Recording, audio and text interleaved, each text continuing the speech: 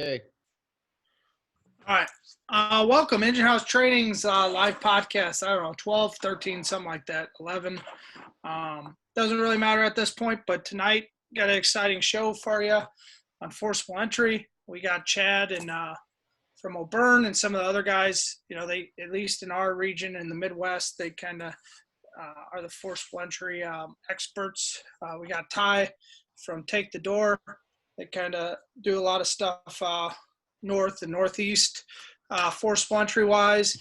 And then the Engine House guys will be in and out throughout the night. If you guys haven't picked it up by now, during the summertime routine, we're going to go every other week. So we will be back on the 15th of July with extrication. And Isaac Frazier is going to be on here to first talk about his Into the Job symposium, which Chad's going to be lecturing at. A bunch of us are planning on going, and then we're going to hopefully have Chad and the O'Byrne guys and Isaac, and we're going to have a discussion on extrication after that. So before we get into forcible entry, I was hoping Jared would be on to pitch his class at the Revolutionary Lake Conference, July 16, 17, 18, coming up in a couple weeks. I know there's still some spots available. It's basically going to be a ladders, saws, and ventilation class running at the same time. Chad and O'Byrne, you guys are doing a search class, so if you kind of want to pitch that, and then I'll finish up talking about Jared's class that Tim and I are going to be there, maybe some of the other guys. So pitch your class, and I'll fill them in on ours. Yeah, the search class, unfortunately, we only have one day. So I think to give an adequate class, you have to provide some skills, basic skill set, because you always have multiple levels of education when it comes to the firefighters that show up. So the first 2 to 4 hours are going to be skills. Some of them will be different than what I think anyone's ever seen, though. What I've learned from real life experiences and what me and others have adapted and overcome in order to successfully do the most important job on the fire ground, I think. So that's the first part of the day. Second part of the day, Woodard and all the fellows at Sunrise, I think they've collected an entire Connex box of trash for you to have to climb through and deal with when it comes to cribs and toy boxes, Hannah, and all kinds of stuff that we talked about with search. So I think he's got a couple of vendors there that's going to provide multiple smoke machines. I think we're going to keep all the engine nerds outside throwing water on the trees or something so they're out of our way, and we'll have the tower mostly to ourselves. So the second half of the day will be hands-on searches, and it's not going to be Rescue Randy's or anything like that. It's going to be me in a Tyvek suit covered in soap, maybe, with a helmet on, I've learned, some type of rescue helmet on. But anyway, so that's the gist of our class. I think it'll be good. It'll be challenging. It's going to be hot, so that's a challenge within itself, as we all know right now this time of year. But I think with the 7 instructors we got coming, that alone, based on this conference, shows that we're just there to pass on our experiences and help people be better at this part of the job. So hopefully it'll be good. We've done it a few times. I'm sure there's other things we could share and do, and other things that different people are teaching. But just like forcible entry, you keep an open mind, you learn, don't criticize or judge, just listen with your ears open, take what you want from it, and move on to your next class and your next experience when you're at work. Awesome. Yeah, and I'll be there depending on our attendance floating around, kind of like last year. Looking forward to check that out and get ideas. Top-notch class. If Chad's class fills up, or you've already had it, or you feel the need for a ladders, using ground ladders, Jared and Torres are some of the best I know in the business with ground ladders. Personally, that I've been around, I'm sure there's a ton of other greats out there. But they're going to do a whole unconventional ladder portion of the class, and then we're going to do a whole section on saws both your standard ways and unconventional ways. And then Tim and Jared, maybe myself, will also be doing a roof station for roof ventilation there. So I know there's still openings in our class. I don't know if there is or isn't in Chad's, but either way, the conference, they got some good speakers. If you're banged up or you don't feel like being out in the heat, it's a cool conference, and we've all been dying to get some training in with this whole COVID.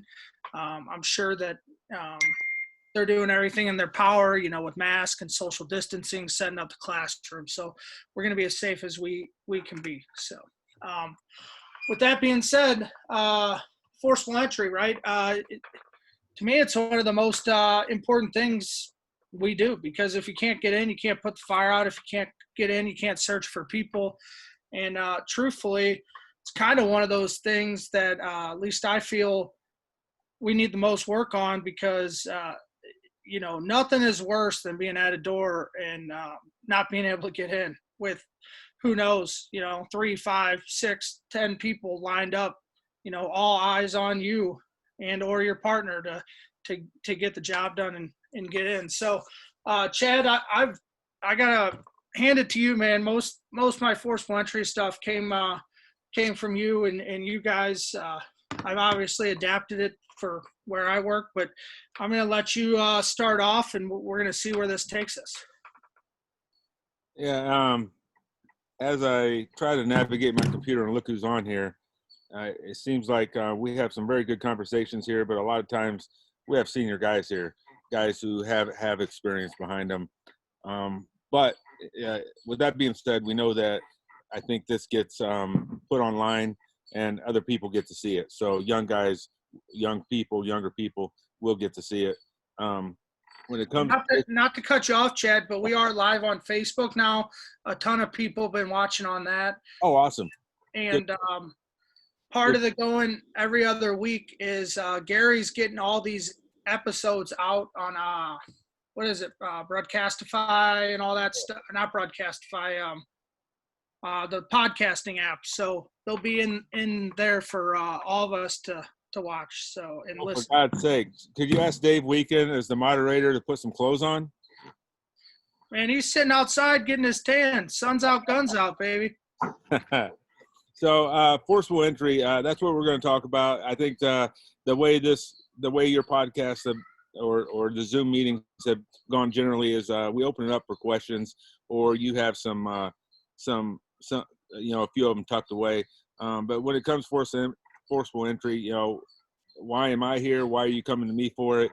I think it's just the way I've applied myself and the position I found myself in for the last, out of 28 years, 20 years as a captain on truck company and a rescue.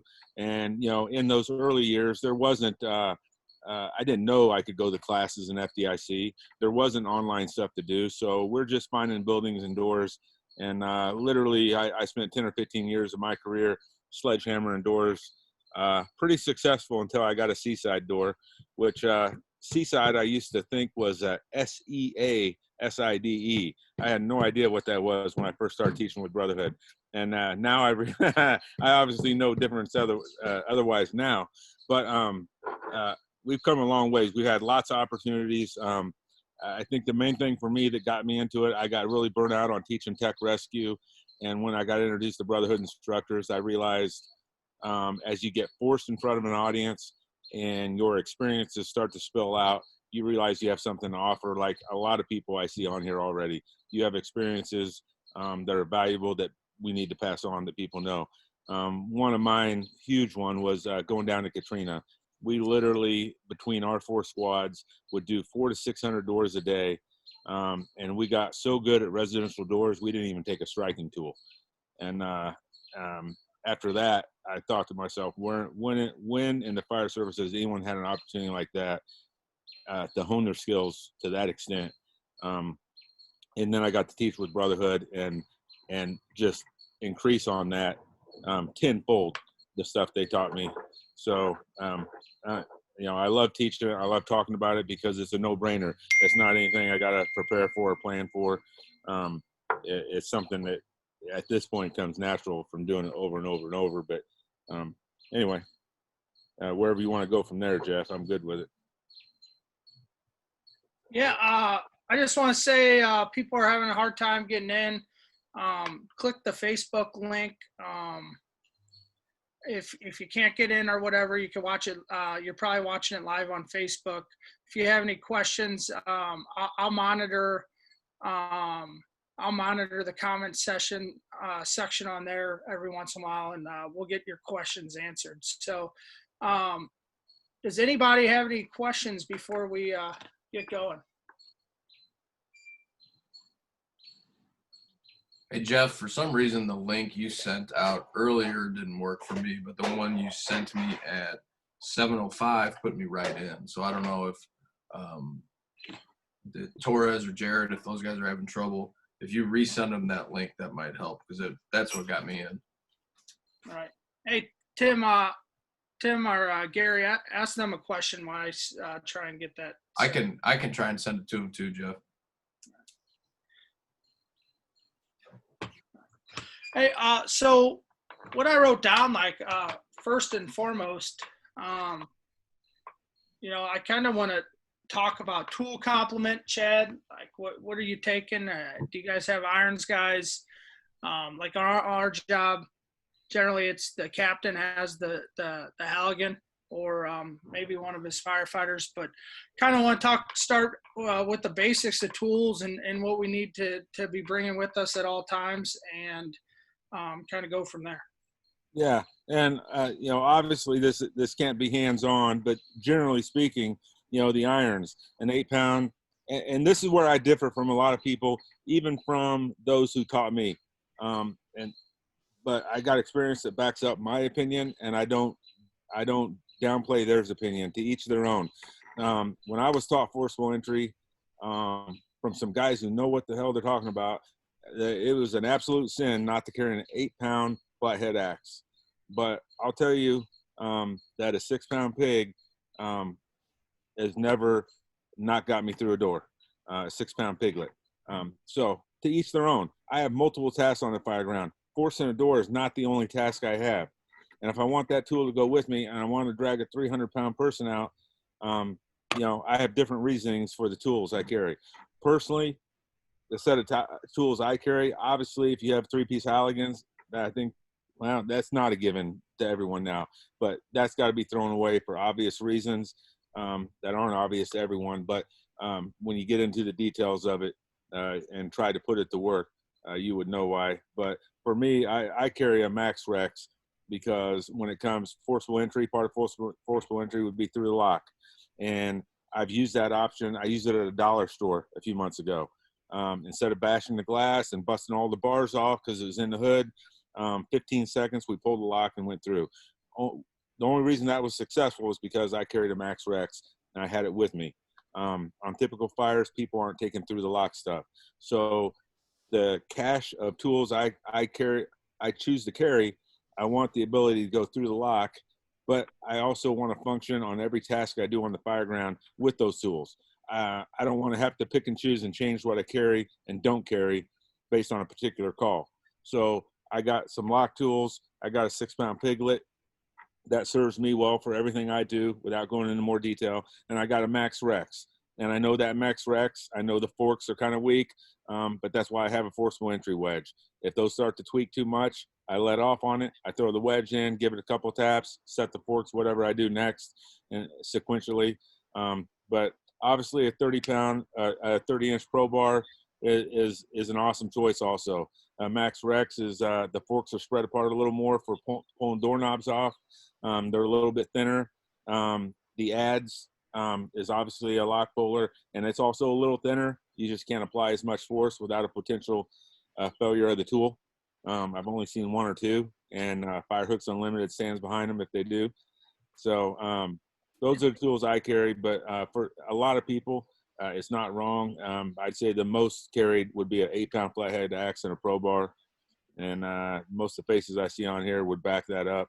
But that's where you got to have the experience to back it up. If you want to stray from that, that's what I would teach to start out with, and then move from there. Because the advantages that the Pro Bar and the 8-pound flathead axe gives you, that's a wedge essentially. If you haven't advanced to carrying a wedge, that was a milestone for me in my career, especially when it comes to through the lock, carrying that aluminum wedge. So anyway, without boring everyone, that's a little bit on the tools that I carry. And I do want to point out the Max Rexes that I have seen fail from Firehooks Unlimited have been on the prop. Yeah. I mean, I maybe you have. I've never seen one fail on a real door. And No. even the ones on the prop, they just bend, and I've been able to bang it back out with a hammer or whatever. So if you get one, that's one to keep in mind. Maybe save that one for real jobs and have a pro bar or something else with the standard ads for other stuff. So we noticed one thing, since we're talking about tools, I just switched to trying out that Council Tools 6-pound axe flathead, and I've had pretty good luck with that. And the driving point on that is it was like $78. When some of these axes out there can be several hundred for bad axes and pigs, probably 170 or 80 for standard 8-pound lock 8 and stuff like that. So it's not a ton of money if you want to give it a whirl. So anybody else want to throw anything in on tools, carrying something different ideas? Hey Jeff, this is Nick Hens. Hey, what's up, Nick? How you guys doing? Good. Hey, so when I was on the rescue, I used to carry the ads L bar with the wide ads. And the reason why I chose that is the curvature of the forks, and they're real short, or not short, they're real thin. And you could take a real tight project door with multiple locks, and you can go right into setting your tools without doing a gap. And if you're gonna gap with the Adzel bar, because it's about a 2.5 to 2 3/4 width, it gives you a great gap or a purchase point to go ahead and set your forks. But a lot of times you can do it without setting a gap, or you could just go straight into setting the tool however you want, and to get into real tight doors. That's why I chose it. But good stuff. I'm unfamiliar with it, but to anybody looking to change, Chad mentioned it. If you're still running 3-piece bars, you're doing a huge disservice to yourself and really your taxpayers, especially if they're trapped and you need to get in and get a search done. But these companies should let you demo these tools and try them out, especially if you're talking about making a fairly large purchase, or go ahead and take Chad's Forcible Entry class, because I know they carry several brands of tools when they do it as well. So, Dave, you got anything on tools? You guys doing anything different up there in Chicagoland? Kankakee. No, I would agree with Nick. I've got that Azel bar. I've got the wide ads, but more and more I've used that, the less and less I like it. I prefer to have just that traditional ads, that wide ads. You think, well, I can get more of a gap when I go to use that. A lot of the doors you don't need that. That fork is so tapered down, so nice and thin, that you can just set that thing and go to town with that thing right away. But the one negative with the ads all bar is if you go to the seaside door, it actually skins 90% of the doors that you go to. Yeah, I'm not a fan of that wide ads. I've even considered cutting mine down to the normal traditional width to get away from that wide ads, because it doesn't really help you. Actually, I think it works against us, because when you go to gap, you're losing your mechanical advantage. You're losing about half of that advantage with going with the wider ads. So, but I do like the forks on that bar. It's a nice tapered bar. It's probably one of the best that I've used. I haven't used every bar out there, but I do like that one. Hey, Nick, your question, you're talking about the seaside door skinning. Is that because that adze is super sharp? Is it because it's so sharp that when you're going for the crush, you're going to skin that that pressed in? No. So no, it is so the curvature on it, and I got one here from the rescue. And I don't know if you guys can see it here in a second. You can kind of see the curvature is so pronounced. It just, you really have to kind of push it into the door for it to work. And I've had a bunch of doors that we skinned that I actually had to go to the fork side to force the door. So I actually, when being on the truck now, I went back to a 30-inch Pro Bar. Right on.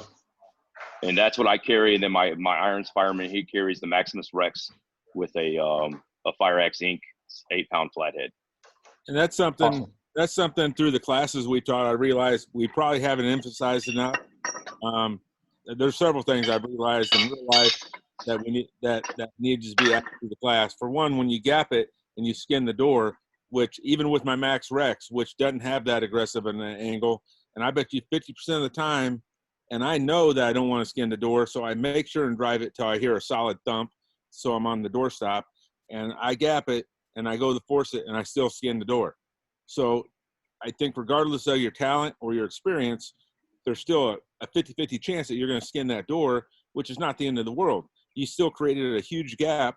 Once you skin the door, now you have access to get behind it, and you can actually see what you're doing. So you just move down a couple inches and get a new purchase. It's not the end of the world. That's just like when if you want to do a baseball swing for a gap. That's my go-to move. That gets me through 90% of residential front doors. But there's going to be that 10 or 20% of the time you baseball swing it, the entire jam falls out in the front yard, and you're like, and if you don't tell someone what to, I know the first time that happened to me, I just stood there and stared at it.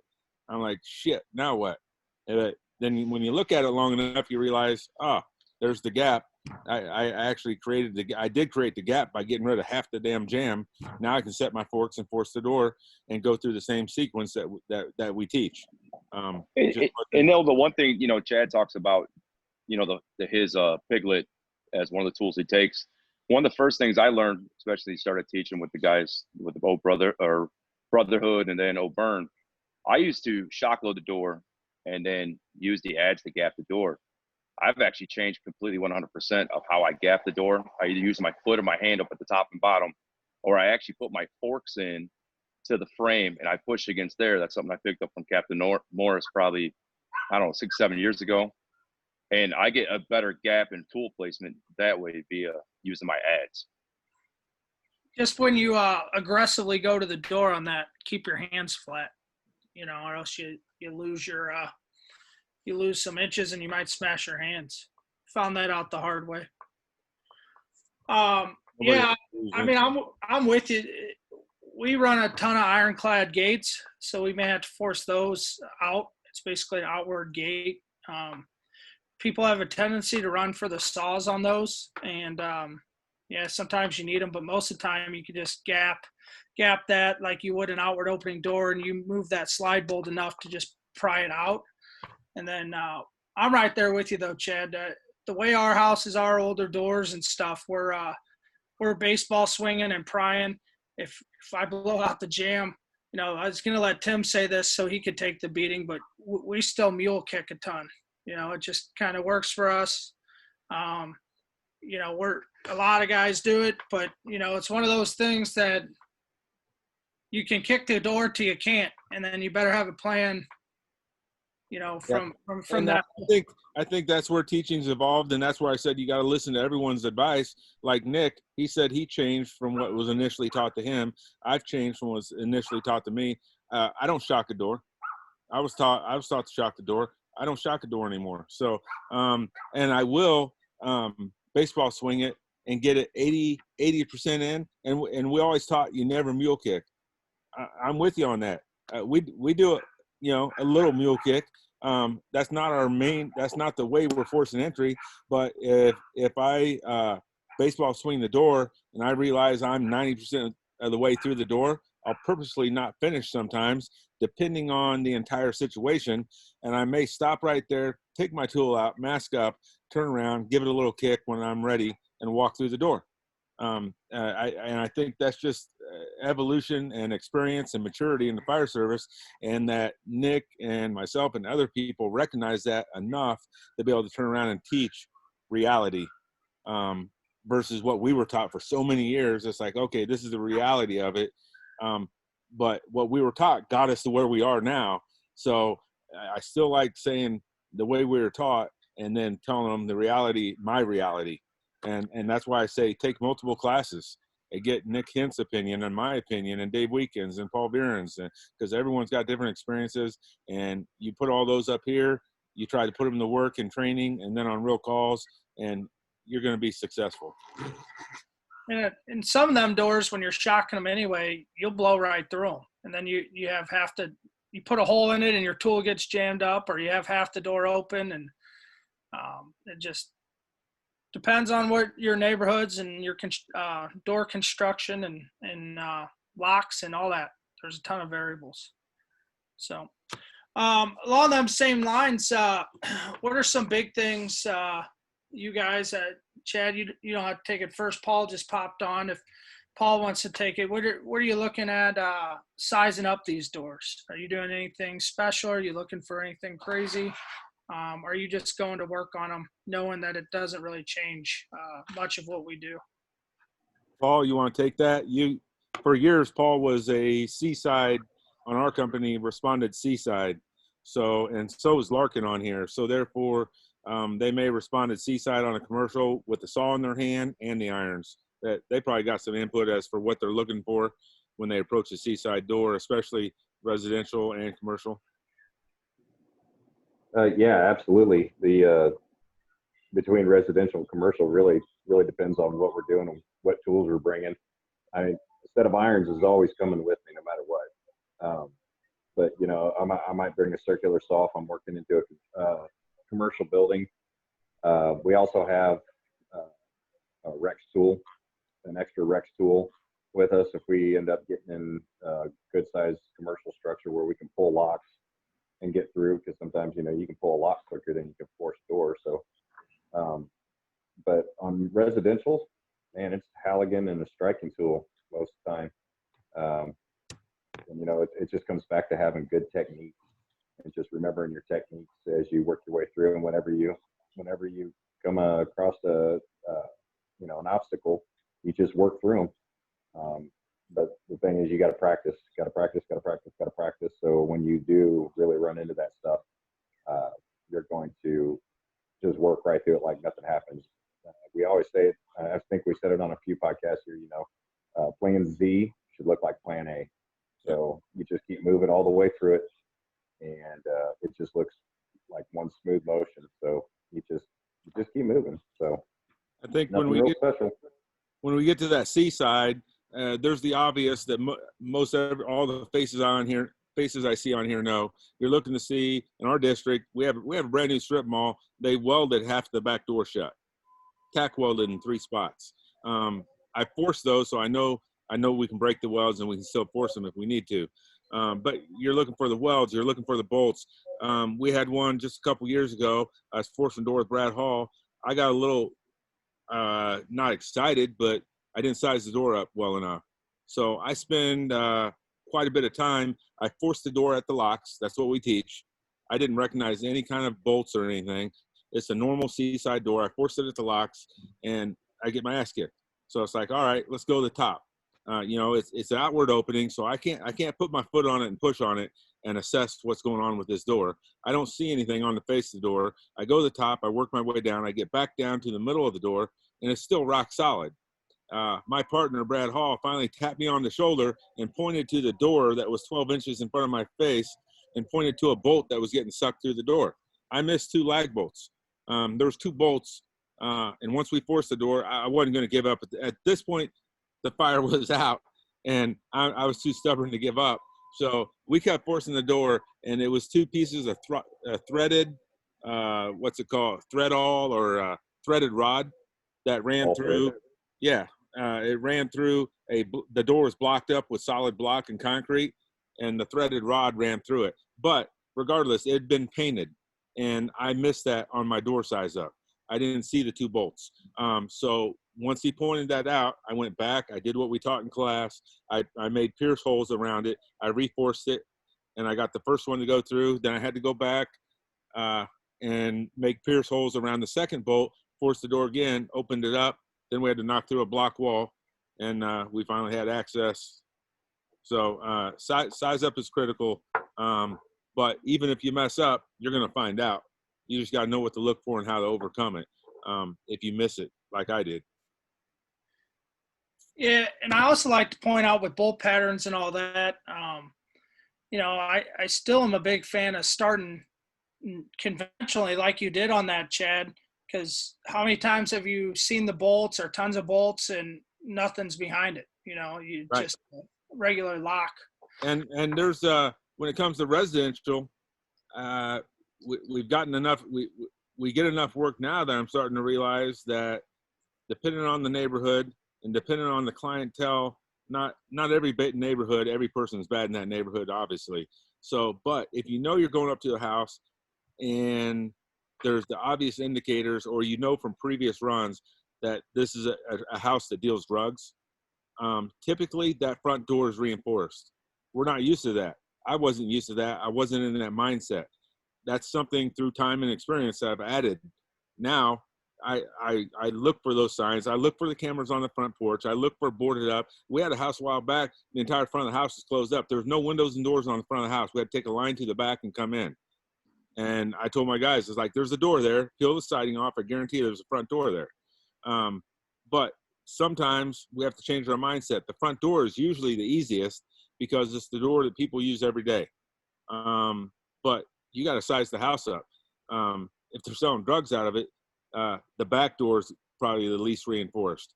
If their driveway goes around to the back and that's where their cars are parked, the front door may be boarded up or secured really well. And again, the back or side door could be the easiest one to force.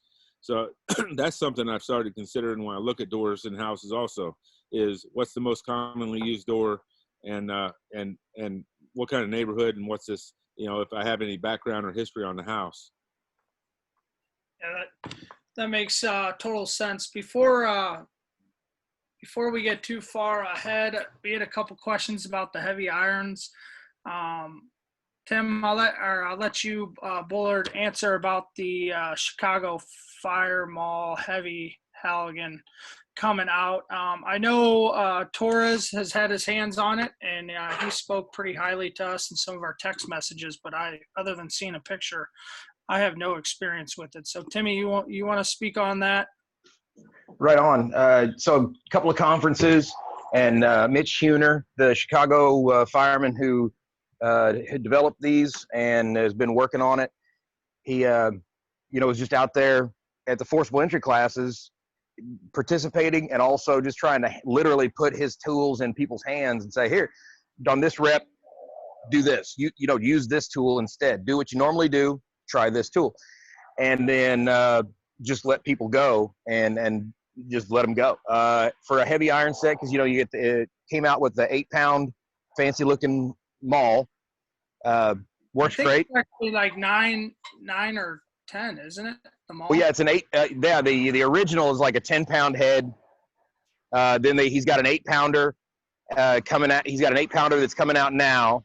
You're absolutely right. So it was originally a 10-pounder because, at Chicago, everything's a sledgehammer kind of a thing, as I understand it. We had one. That thing was a bitch to carry around. Well, yeah, it's super. I mean, that's the thing is that the primary thing is, yeah, that's great. If you're a 10-pound, this is what you do guy. But most, as Chad said just moments ago, trying to get people to step up to an 8-pound full-sized axe as your plan A is a struggle enough. So to go another 2 pounds up to 10 and say, yeah, this is what you carry now, yikes, that's a ton. So, but it works great. It's just super heavy. Also, he likes the battering ram. So the mule kick is the thing we talk about. Well, for Mitch, he loves to demonstrate how they make a really good battering ram. He keeps the top flat and flush. And instead of a mule kick, he just says, your plan A with this tool is use it as a battering ram, right on the knob or right above the knob. And if it flies open, great. And if not, go conventional with your normal Halligan. And His got a new roof tool. It looks kind of like a fire maul on the front, and then it's got a roof pike. It got a roof fire axe pike sticking out the back. It looks like a Viking war axe, which makes it super sexy, and I want one, of course. I haven't gotten one yet because you know, I have a wife, and I look at her and go, yeah, I like her instead of tools. So I had to pass on that, but I think they're going to be solid choices. I think they're going to be solid choices, and they're doing the full custom work with the axe handles like he's doing. He's just a little capitalist, just trying to kick everybody's ass in the market, and I think he's got a real shot at it.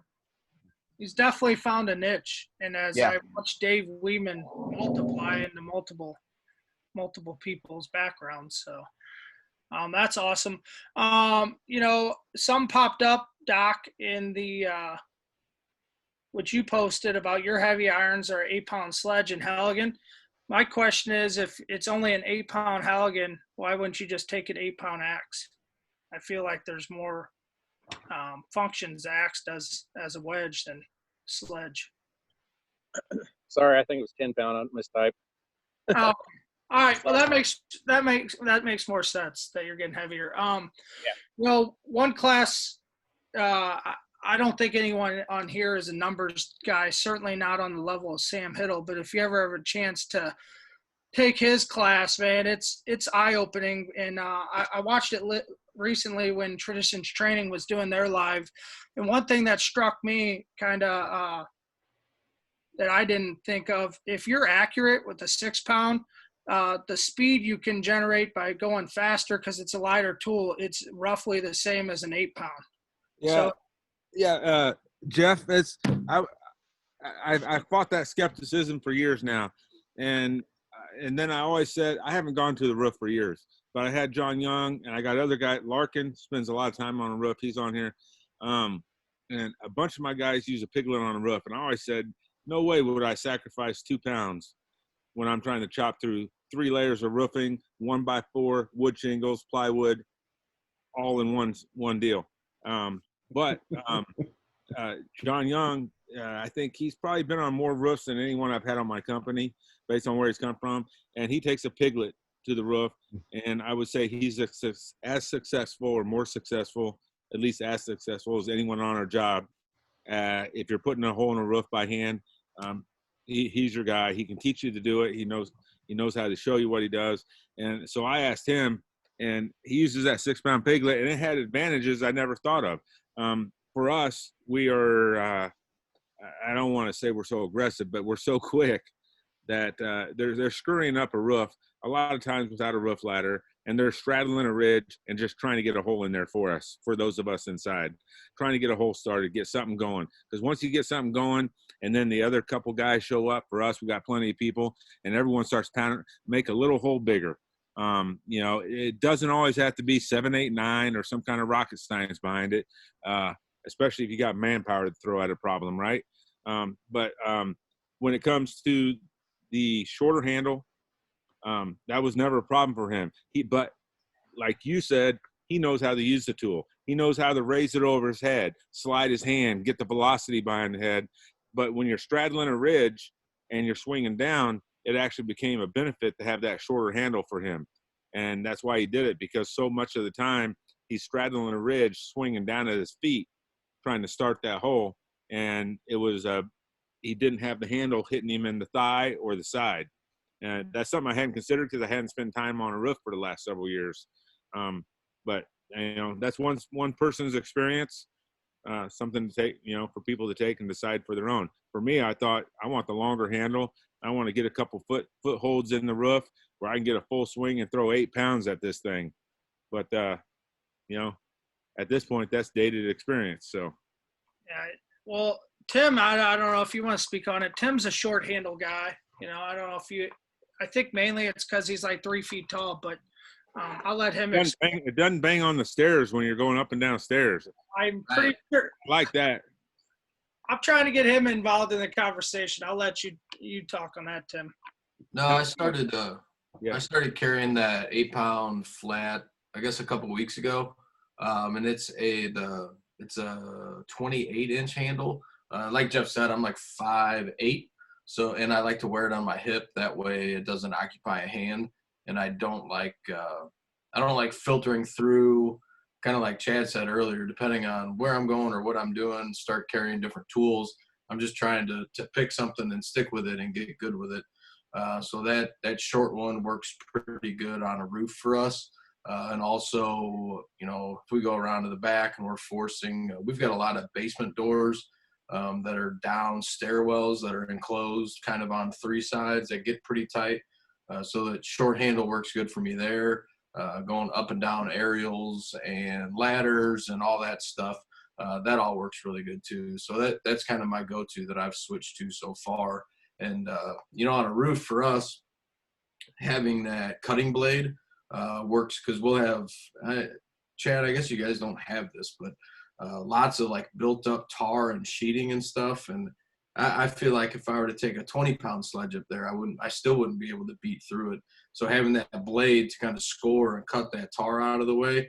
And then once you get through into that decking, then, I mean, it just blows the decking up. But that's kind of what I'm carrying right now. And I'm trying to get good with it. I might switch at some point. I might not. I don't know. I can definitely, being that I do wear it on my hip, I can feel the extra 2 pounds. I'll tell you that. So I think I'm either going to get used to it or get scoliosis. I'm not sure which one yet, but I'll keep you posted on that.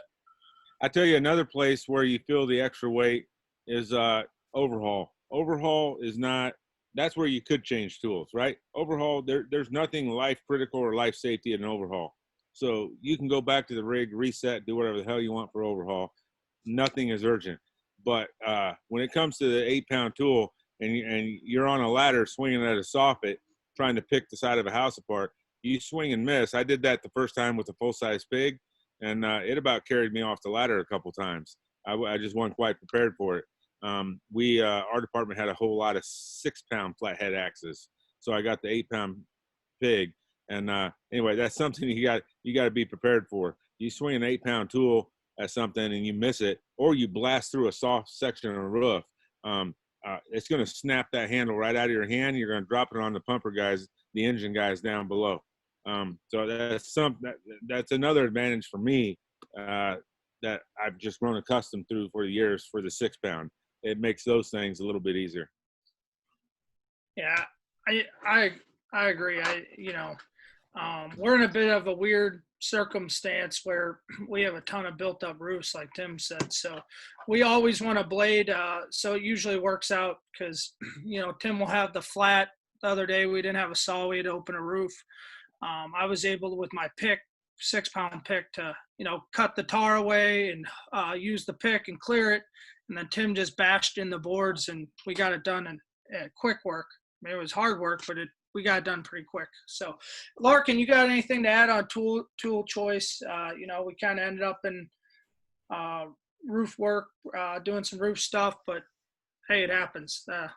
I use a long-handled pig. Well, not long, I'm sorry, medium-handled pig. And so when we first got them, like Chad said, I ended up on a ladder trying to hit a soffit, and I missed. And when I missed, I almost took the tool and me off the ladder in front of everybody. So so that's the last thing you want to do is embarrass yourself with a new tool, learning how to use it in front of everybody. But I held on to it, and that was a lesson learned. Also, try to hit a cabinet and swung too hard, murdered the cabinet, and almost murdered myself out the window. So when you're using the pig, you have to let it do its work pretty much. You can get it going, but you have to know that once you hit something, it's going to hit it, destroy it, and you got to hold on to it. It takes a little bit of endurance also and a little bit of technique. And I know you guys do it in class. That's a good point you brought up, Larkin, that a lot of the younger people don't know how to swing tools. So whether you're doing ventilation or in Forcible Entry class, that's a whole section in your guys' class. Man, you got to learn how that tool works. And, I can't plug it enough because Hiddle goes through all this stuff in his lecture. And he's a numbers guy. I'm nowhere near on that page. I just know what works and what doesn't for me. But, yeah, if you're more into that kind of stuff, check out his class. So Before we jump in to something else, anybody got any questions? Anything came up? Yeah, Jeff, there was somebody on the Facebook feed that was asking if anybody has an experience using the Hurst strong arm tool.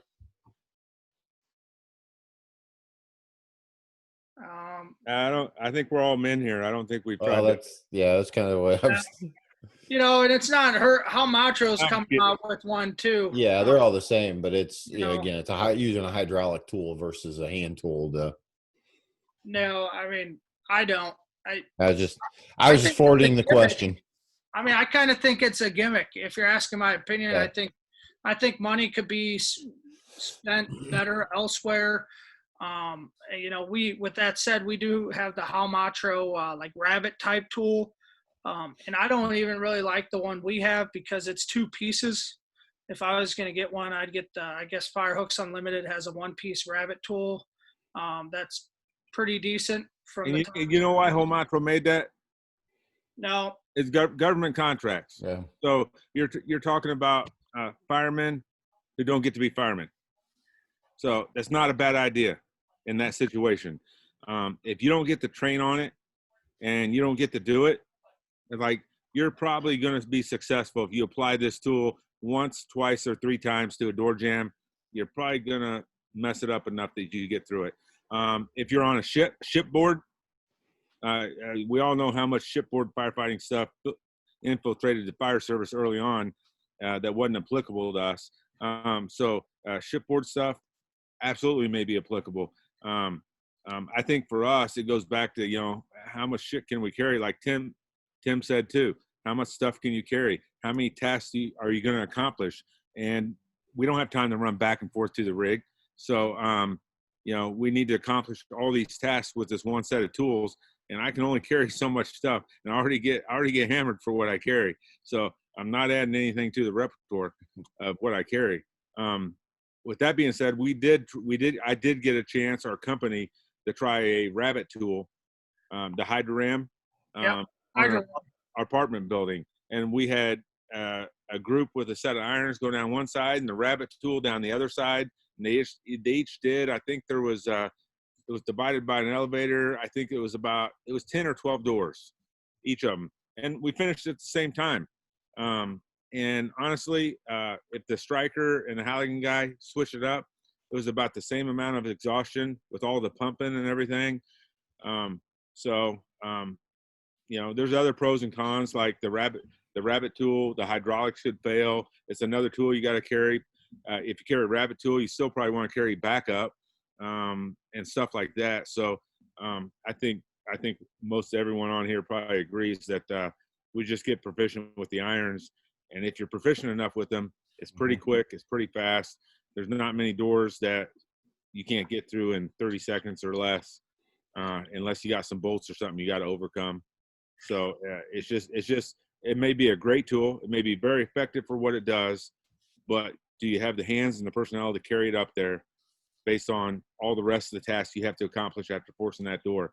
Because I know for a fact, me and Paul had one a year ago. You pop the door and they're screaming for you. So it's time to go to work. It's time to move on to the next task. Absolutely. Because generally, kind of mentioned it in the intro, but forcible entry is the start of what we have to do. So you want to be efficient in it so you don't, wear yourself out before you even really get to do the work. I mean, absolutely. If I can interject, Jeff. Yeah, go ahead, buddy. I'll go next. I think I've heard a couple of people mention. I don't know if you guys mentioned it before, but just stuff that we carry. If you're able to work in pairs, which we all should be able to, I know there's some departments where you find yourself at the back door by yourself or whatever, forcing the door by yourself. But if you're able to, between the two of you, to make your tools diverse, I know the way we split it up.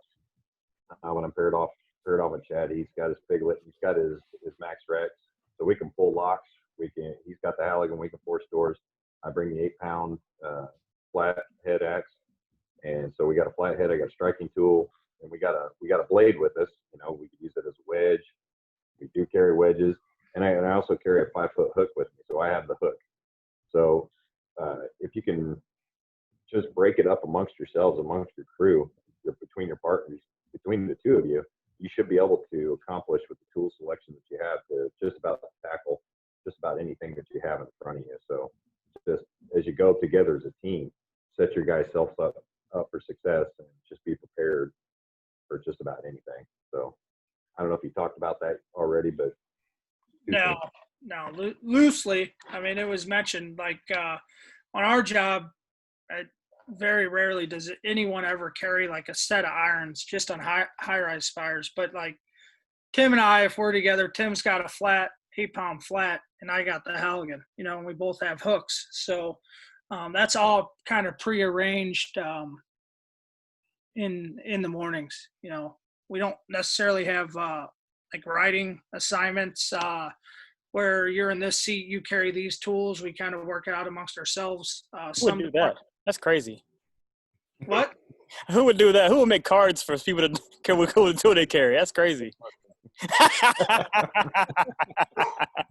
So the 2 cents I wanted to add was as far as like what tool you carry inside of an apartment, it all comes down to maneuverability and versatility. Like if you take a hydro ram in there and the teeth break, like in the morning we put our hydro ram in a vise, crank it up, and sit there for a minute. And one time we did that and it broke, and we found out the seal was busted. So if we'd have found that out in the apartment, that would have sucked. That tool's done. So if we go in there with a Halligan, it's 3 different pieces on that Halligan we can use and to get that door open. And so if you know how to use that, it's pretty simple. Take it in there and do what you have to do. Yeah, no, and that's a lot of people don't know that, Larkin, with any of those hydro rams. I assume it's the same with the strong arm and Hamatro's battery powered one. Those got to be put under load on a regular basis because the fluid needs to get into those seals and lubricate them. Otherwise, they'll dry rot. And Put under a load, kind of like me working with Larkin and Paul every third day. we weren't talking about carrying a load. Oh. All right, awesome. And Gary, anything else on that Facebook feed, or we got any other questions from the group? No, I haven't seen anything, but even to go along with what Larkin and Paul and Chad were talking about, a lot of times you see guys coming up, you don't want to overload yourself. You see guys coming up with just one tool. They're pretty much one task oriented. Keep yourself versatile. Bring a couple of things. Where you're arriving at on that incident, on probably what you're going to do. If you're the last arriving truck there, depending upon what you're going to be doing or what you're responding to, do you need the Halligan? Take some stuff, take some hooks, take some saws, take some stuff to where you can open up and soften the building a little bit. But that's one of the things that, we see commonly is guys coming up with just one tool. We've an issue with 3-foot pike poles on a truck, and I aggravated the shit out of me because what those are good for is guys leaning up against them. You come walking up with a 3-foot pike pole, your intent is to lean on it. You're not going to do a damn thing else. They have been slowly disappearing.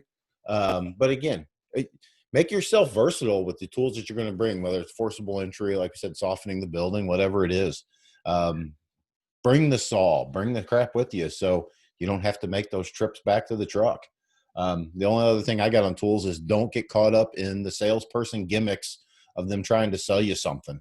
If they're like, I think somebody said it earlier, if they're not going to give you one of their tools to demo, what they have is probably not going to be worth buying. Get it, try it, test the weights, test the different sizes of it, put it to the test for what you're going to use it for. And again, don't get caught up in the salesperson gimmick on buying your tools.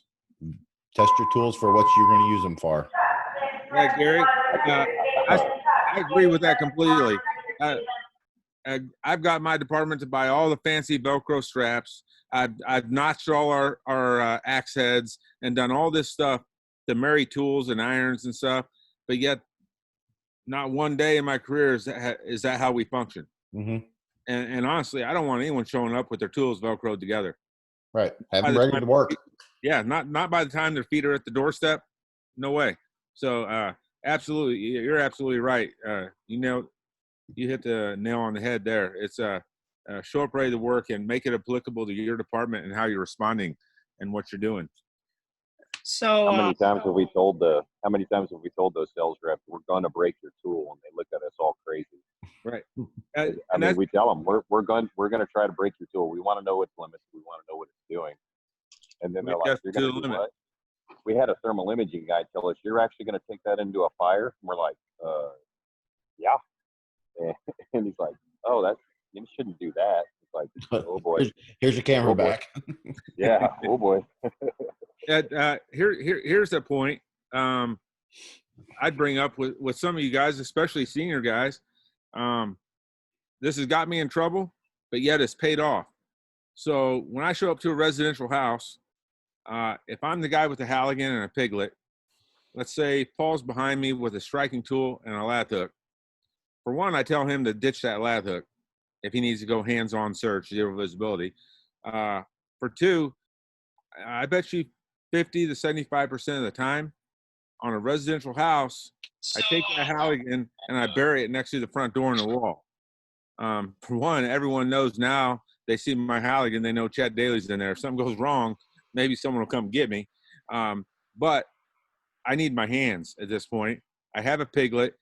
I'm trusting that piglet will get me through any other door I encounter inside this house. So I don't want the Halligan to fill my hands up. Now, when I've gotten in a bind, I've had a heavily reinforced door inside a residence or a commercial building, which I won't do that anymore. A commercial building, I learned my lesson. That Halligan's going with me even after I force the door to get in, because you just don't know what you got on a commercial building. But I'd be interested to, because I know some people would say that'd be wrong. I'm carrying a Halligan and a piglet, and I'm going to leave that thing at the door. My job after that door is open is search. And that does get me in trouble sometimes. Sometimes I want it. But anyway, I'd be curious if anyone has something to say about that. Chad, I do the same thing with burying the Halligan in the wall. Yeah. You know, generally though, we're going upstairs or whatever. I'll go up to the landing and I'll bury it right there. So if we run into something on the second floor, I just come back to the stairs and get it. The problem, we have several single room occupancies showing up in our city, you know, where they basically lock these individual rooms up, and, you know, they rent them by the room. I'm pretty sure it's illegal, but no one's really investigating that. We've run into a few in our area. We've even had a fire in one a year or so back. And then you get into those, people might have a community kitchen, but their actual bedroom may have deadbolts and may be locked up to where you may want that Halligan to get in. But if searching is your priority, you probably don't want two tools. So, anybody Hey, I else? got a question. Yeah, perfect. Can we talk about the pros and cons of training on just like a forcible entry prop? I'm going to let someone from Auburn take that. They've put more people through props than. So the prop is good for teaching the concepts of having a plan, in my opinion, of teaching the basic fundamentals of how to size up the door, inward, outward, tool placement, above and below the lock, 6 inches. And it just gives you the comfortability of having the skill set. Once you start gaining the knowledge and the comfortability of forcing a prop door, you really need to have the opportunity to get out and force real doors, to apply it and realize what works for a prop door and what doesn't. Over the years that I've seen, not only through my classes that I've taken and taught, a lot of people think they're trying to defeat the prop instead of learning the concept of gap set force or whatever you're trying to accomplish in the skill set. I see it in my own academy when I teach here. Just getting the guys to understand the systematic approach of how to force the door, to have the plan A, plan B, plan C, like Paul talked about earlier. If it's got to be smooth. If plan A doesn't work and you switch to plan B, it's got to be a smooth operation, because if the guys behind you see that you're struggling, they're going to want to jump in. The prop door is really good for teaching the confidence that you can force the door. You got to go out and actually apply it to real doors. I like the doors that we use at Auburn. I would say the Woods door or the big green door from, or the brass ale door the guy from Seattle has, that Josh Terry turned me on to. Those, you could take a real door, put a wood frame in there, whatever you want to set up, and it's like forcing a real door, just like I would when I go to a fire. That's what I really like about the woods door. But to me, the pros is it teaches you the fundamentals of it. The cons, you're just learning how to defeat a prop door. I agree That's my with Nick. Yeah, that's spot on, Nick. And because of what you just said, Nick, we retired one of our doors and added a woods door. That way when we show up with 2 doors, we have multiple variances. But like Nick said, like I said, when you baseball swing and half the jam cracks off, I'm like, we can't teach that in class. We can't teach everything we're saying in class. The number one thing that sticks in my mind is that when I took the very first Brotherhood instructors class, they taught me how to overcome carriage bolts. So they had a steel door with 100 carriage bolts. We still do it today. And I teach you how to drive your Halligan in. I went and did it in real life. I drove my Halligan. Doesn't work. It didn't work. I drove it in 1 3/4 inches and it stopped. And I hit it as hard as we could and it stopped. I'm like, what in the hell? Well, guess what's on the back of that bolt? In real life, on the back of that bolt is a bracket holding the drop bar. It's either a bracket or a washer, a giant washer. Right. So there's where the integrity of the instructor comes in. The experience, not integrity, the experience of the instructor comes in to be able to guide you through it. That's the best we can do for, a prop in class. But hopefully the instructor can guide you through that, hey, you're going to have to drive these 2 bolts in halfway, drive these 2 bolts in halfway, then go back to these 2 bolts in and drive them in all the way, then try to force the door and you're probably done. That wasn't relayed to me. I had to learn that the hard way. This training and real life is definitely different. But like Nick said, I think what we show you, especially given the right instructors, is the best path that can be given. And the other thing along with the prop door, like we were taught early on under Brotherhood, and the bevel always had to be to the door. And the one thing that I took away from Kevin Legacy, that when he was taught at Squad 61 and then where he's been at in the Bronx, there's times you have to go bevel to the frame, and you got to understand when and when not you can do that on your sides of the door. And that's the one bad thing of the prop door doesn't truly teach you, is how you can get away with certain aspects other than a tight hallway or a dead end hallway or whatever you got going on, where the bevel of the frame has to go against the frame because of certain situations. And that, Nick, that woods door, you can't do bevel towards the door. You have to do bevel. And that's another reason I like that we have 2 doors now, because you have to do the opposite of what we've been teaching for years. And I think that just speaks to true life experience.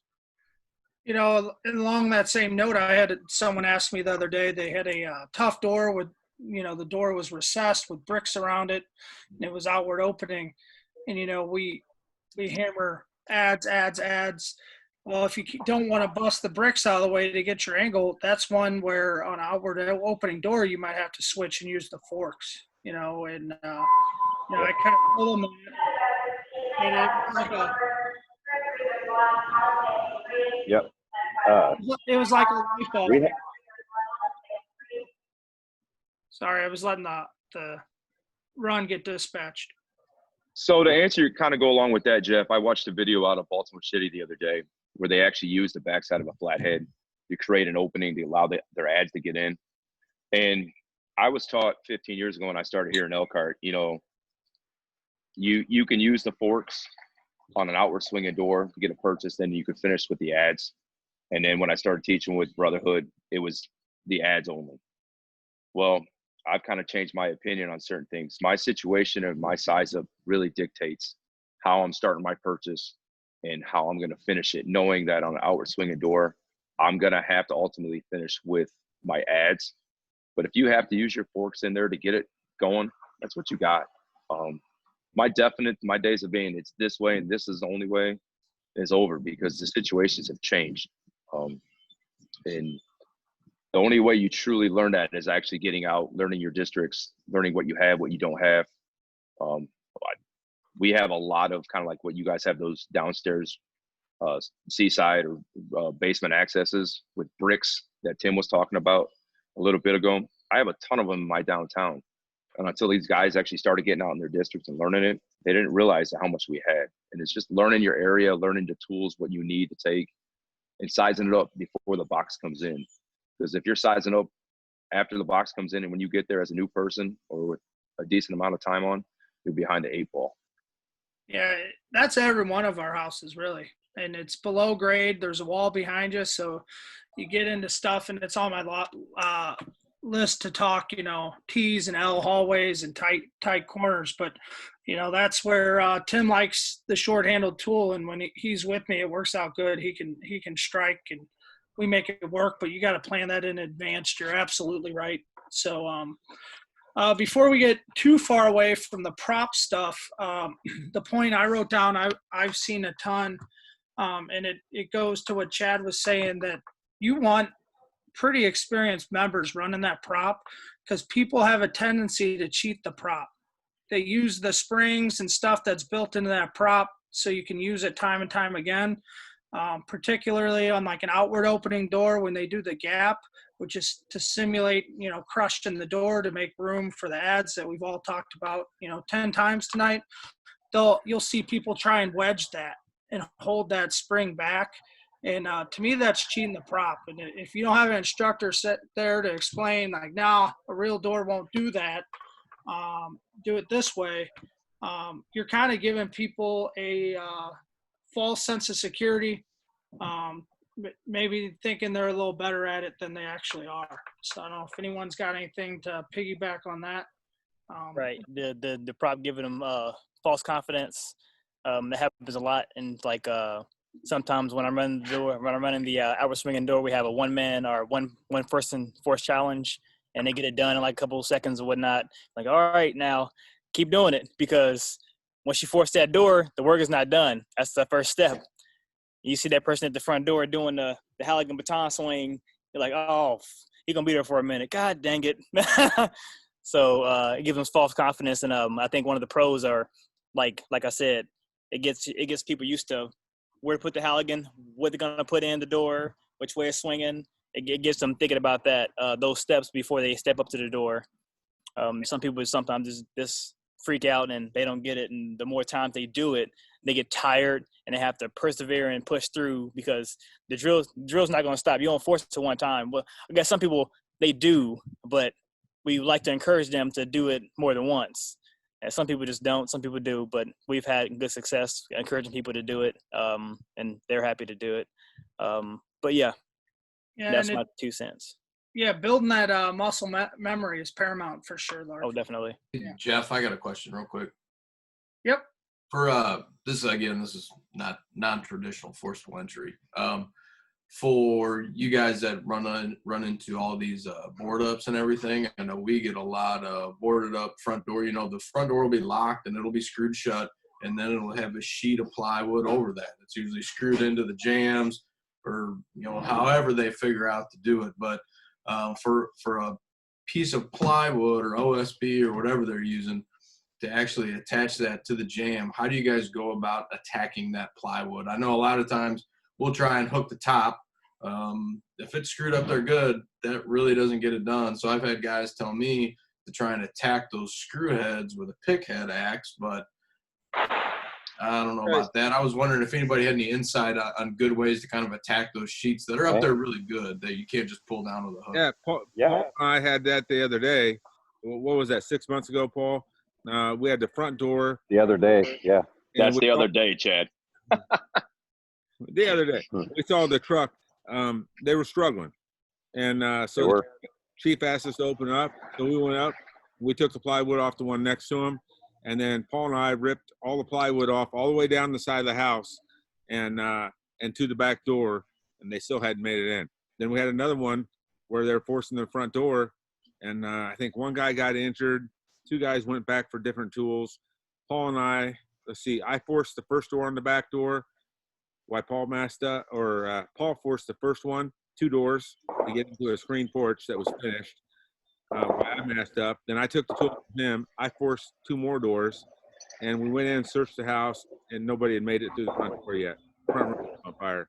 But to answer your question, how to get through that, for us, that baseball swing, the Halligan, you pick a corner, and it works for us. That it's always screwed into the brick mold. With the most it's screwed in with, typically is going to be a 3-inch screw.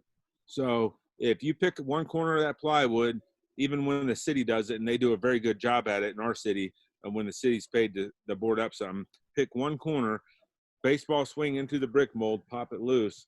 Now, if Paul's my firefighter or Larkin, they're going to reach up with their 6-foot hook and grab that corner. I'm going to go up maybe 2 or 3 screws, baseball swing again, pop it loose and pull. And they're pulling it, they're applying constant pressure the whole time. And if I see it start to give, I may back up because they may give it all they got and the thing may ricochet off the house. If not, I'll do one more swing. Usually not more than 3 swings. The side of that house me and Paul went down, it didn't have that many screws. One swing, I cracked it loose. The brick mold came off, and I walked on to the next one. Paul literally hooked it with his hook and just kept walking down the house, and they were just falling off the house as he walked. But you're swinging with your Halligan. Yeah, I'm using the pike of the Halligan and going towards the corner between the first screw and the second screw. Swing into that, pop it loose. My partner will throw his hook in, hold progress. I'll go up about a third, swing one more time, crack it loose, and typically that's enough that guy with the hook can reposition the hook a second time and swing it open like a door and then jerk it down. Gotcha. That's the success we have. As for the guys I work with firsthand, does Paul or Larkin have something different to add? That's my experience. I use a copy tool. Yeah, so, yeah, that was something else. No, usually, I mean, where you start is where you gain your progress. If I'm at it, I like starting that upper, because I'm right-handed. If I have the room, I like starting in that upper right corner. I like gravity working for me. That's about what I do. Like Chad says, once we get a couple of screws pop loose on that top, on the top parts, man, things tend to fly open for us pretty decent. If we get a couple of stubborn piece of plywood, we'll put the adze behind it and we'll crank down on the Halligan, and we get you some little mechanical advantage there, and like you're gonna, almost like you're gonna crush a door on when you're gapping it, and that gets that stuff popped off pretty simple. I've listened to some guys talking on a different shift here. Every shift, every station's different on this job. They talk about if they see a boarded up building, they grab a chainsaw and they're plunging chainsaws right down and ripping it down. Is that right or wrong? I don't know. It's working for them. Okay. I could say it's working for them. So that's their way that they get through it. They just plunge the chainsaw and cut it down and they just open it up. But that's on them. It doesn't make no difference to me one way or another. I just know how I prefer to do it. It's not a running saw usually because we got a porch full of firemen standing up there. So we got 10 guys standing on that front porch, fire up a saw. Well, hopefully don't swing and get somebody. So, but they get through it. They get it done. So, but that's how we get through our boarded up windows.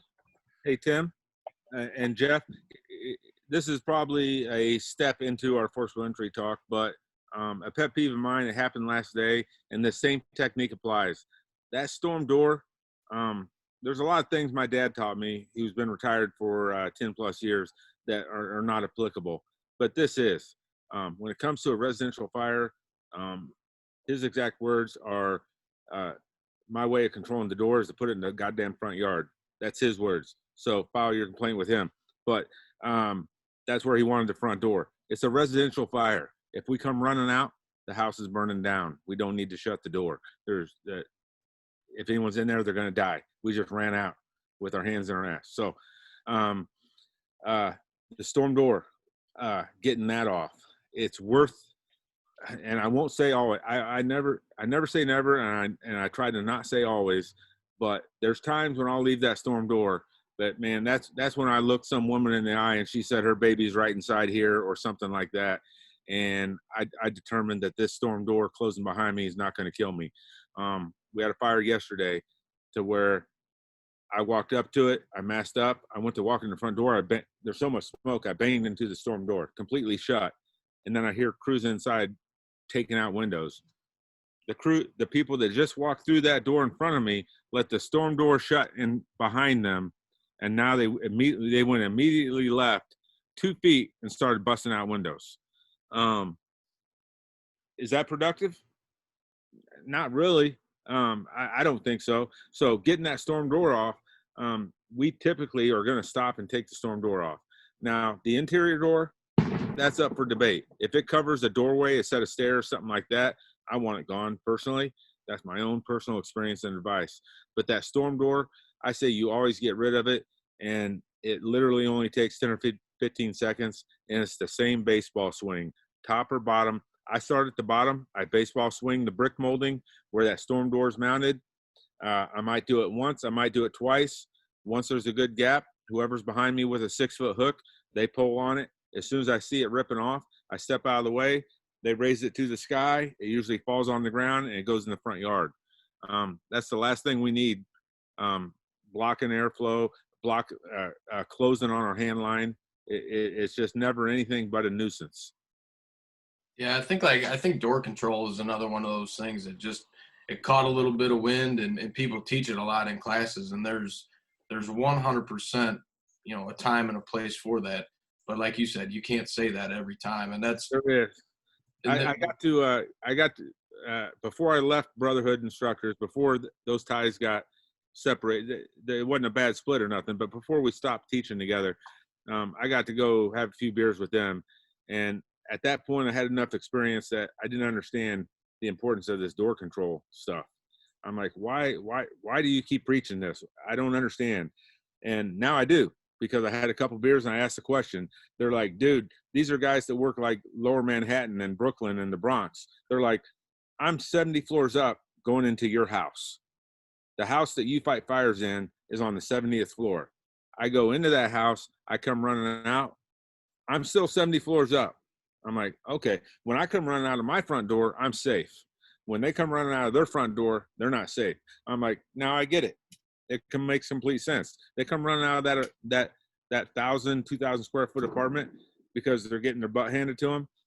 They want to shut the door and have a place of safety and refuge. And I get it now.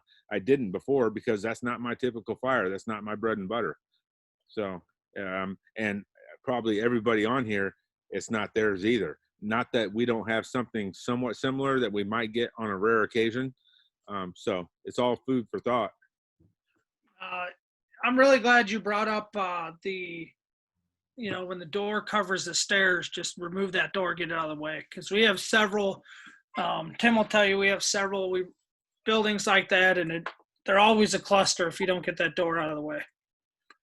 Yeah, absolutely. And I tell them, everyone knows if you listen to me talk more than 5 minutes that I have no shame. And I think the best way to learn is by sharing those shameful experiences. We went in the house a while back, put the fire out, did a primary and secondary. I was proud of what we did. I was proud of the crew I worked for, and I'm sitting on the front bumper, mask off, getting some water, feeling really confident. I looked up and I saw a half-assed window in the gable with an air conditioning unit in it. There was no second floor. I cleared no second floor. I made no stairs. I thought it was a ranch house. I immediately tapped my guys on the shoulder and said, get a look at this, until they recognized it. We went in, opened, the front door was up against the wall, pulled the front door out. There was a piece of plywood over a set of stairs. Now, was there anyone up there who was plywooded off? But whether it was plywood or a door, we wouldn't have seen it. We missed it. We failed. If there's someone up there, we failed them because we didn't check behind the door. We didn't check for a door behind the door. So that's absolutely in our area a reason for that front door to go away sometimes. Yeah. Now we're in a similar situation. Sounds like I had Josh Webb's kind of listening on Facebook because he's on duty doing some stuff, but he had a good question, and it was on my list to talk about like Lexon, vacant property systems. But his question was, with these riots and post riots and everyone opening back up, what are some of the things you think we're going to run into with people trying to up security to, better protect their livelihoods and their businesses? That's actually what prompted me to ask that plywood question, because we have a ton of these buildings that are open 24 hours a day or whatever. They're still open for normal business hours, but they've taken the step to plywood off all those big front windows that people can normally look through. So that's kind of what prompted my plywood question.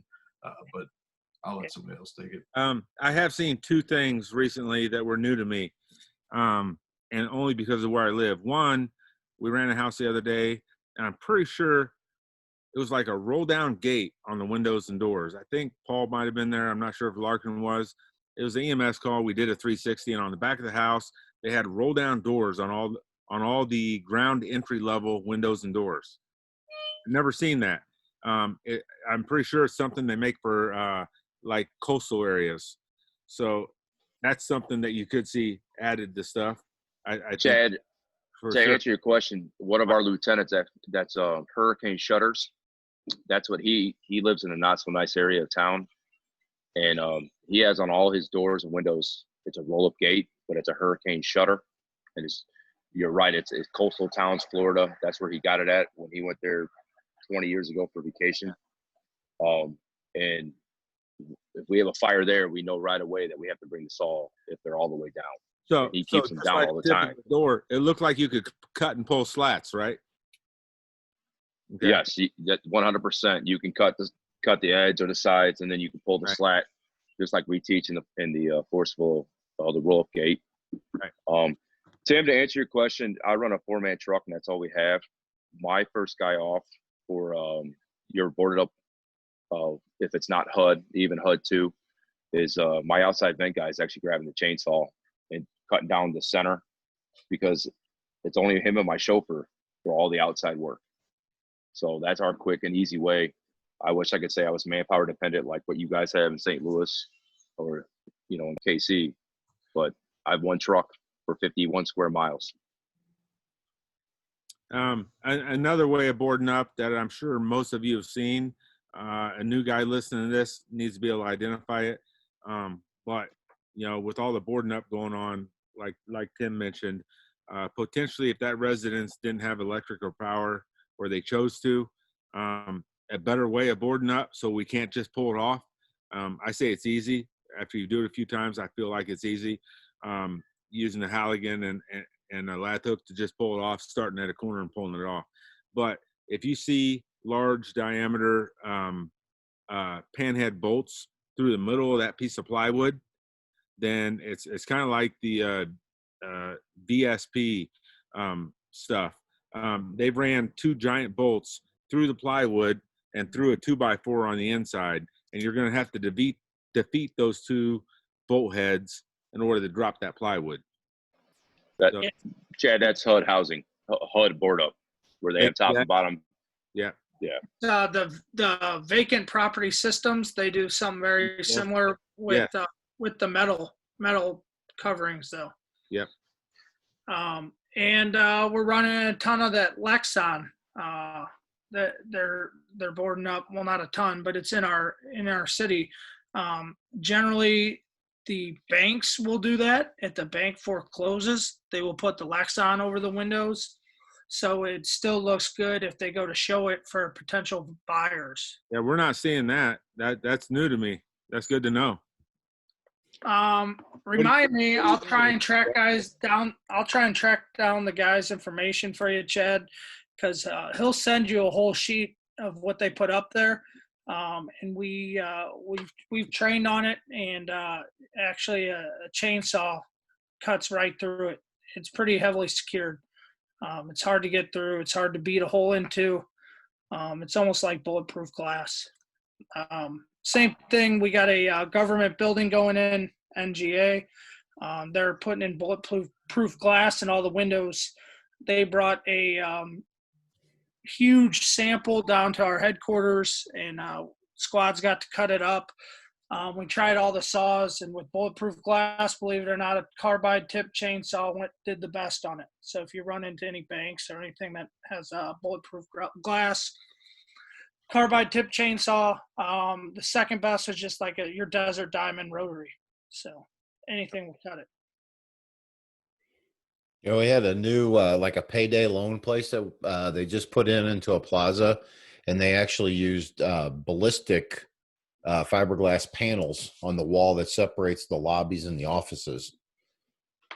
So that's something that, you know, it's out there.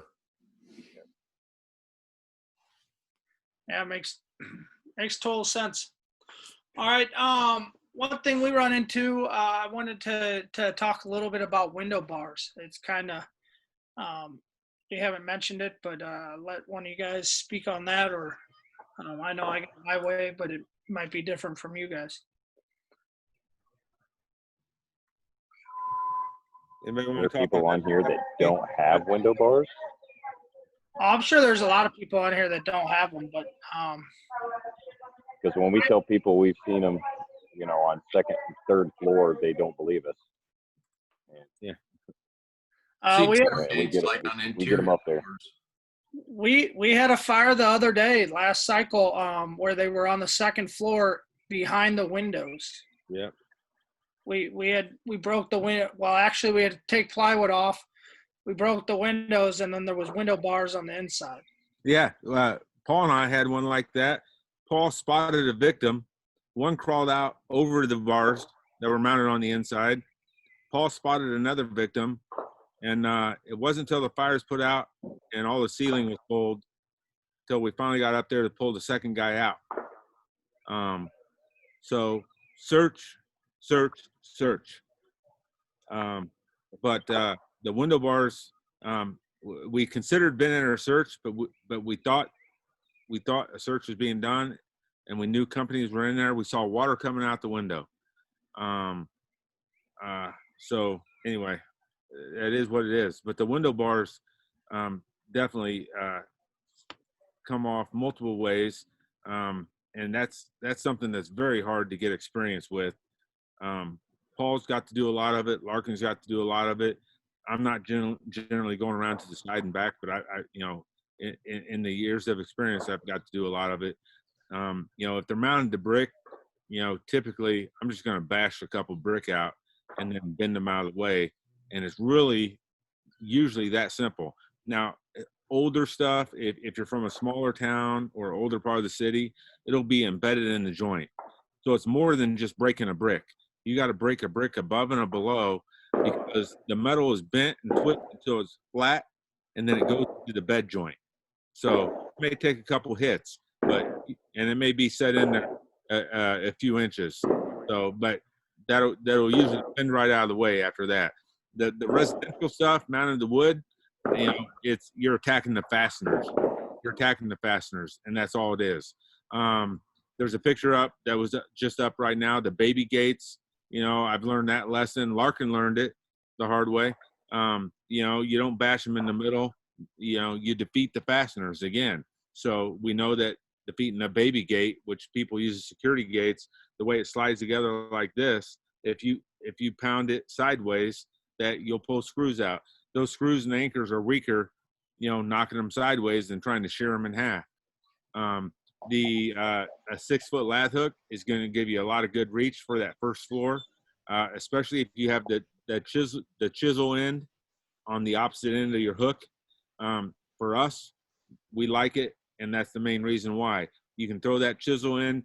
You know, if I can reach the bottom edge of some bars and get the bottom edge loose and get a corner pulled up, the guy behind me with a lath hook can reach in with his chisel end and throw it underneath the next bolt up, and then I can slam the bars back into the structure, thus creating a mechanical advantage and defeating the bolt up above.